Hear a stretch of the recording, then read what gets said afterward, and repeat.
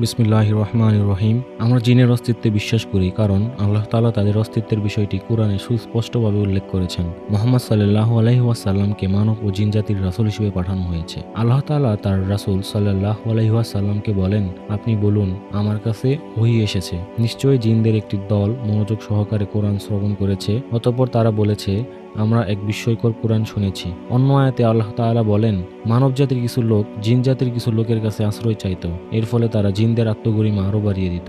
উল্লেখিত আয়াতে আল্লাহ তাআলা ইসলাম পূর্ব মানুষদের কথা জানিয়েছে, যারা জিনদের কাছে আশ্রয় চাইত।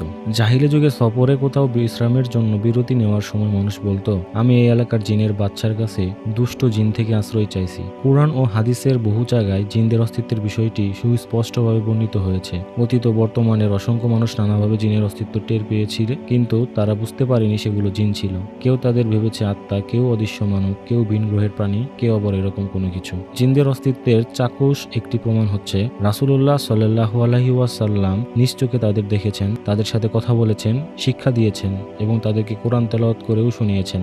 এছাড়া তারা নবীজির কাছে খাবার চেয়েছে।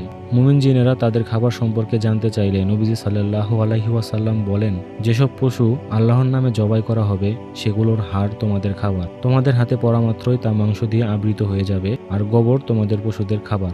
এ কারণে রাসূলুল্লাহ সাল্লাল্লাহু আলাইহি ওয়াসাল্লাম শৌচকর্মে হাড় ও গোবর ব্যবহার করতে নিষেধ করেছেন। তিনি বলেন, তোমরা মলমূত্র ত্যাগের পর পবিত্রতা অর্জনের কাজে হাড় ও গোবর ব্যবহার করো না, এগুলো তোমাদের ভাই জিনদের খাবার। এই আলোচনা থেকে বোঝা যায় আরোহণের জন্য জিনদের বাহন রয়েছে এবং তারা যাতায়াতে পশু ব্যবহার করে। জিনদের জগৎ আসলেই বিশাল এবং মানুষের কাছে তা চিরজীবনই অজানা থেকে যাবে।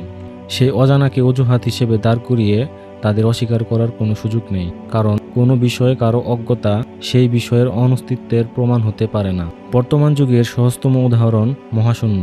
বিজ্ঞান ও প্রযুক্তির চরমোৎকর্ষের যুগেও মহাকাশ সম্পর্কে বলতে গেলে আমরা কিছুই জানি না। মহাকাশে অসংখ্য অদৃশ্য তরঙ্গ বা অজানা রহস্য রয়েছে, যার সামান্য অংশই মানুষ জানতে পেরেছে। বিজ্ঞান প্রতিনিয়ত নতুন নতুন বিষয় আবিষ্কার করলেও সবকিছুর প্রকৃত জ্ঞান একমাত্র আল্লাহ তাআলার কাছেই রয়েছে। বিজ্ঞান বর্তমানে এমন কিছু জিনিস আবিষ্কার করেছে যা পূর্ববর্তী মানুষদের জন্য ভাবাও ছিল অসম্ভব। কিন্তু তাই বলে কি নব আবিষ্কৃত বিষয়গুলো পূর্বে অস্তিত্বহীন ছিল?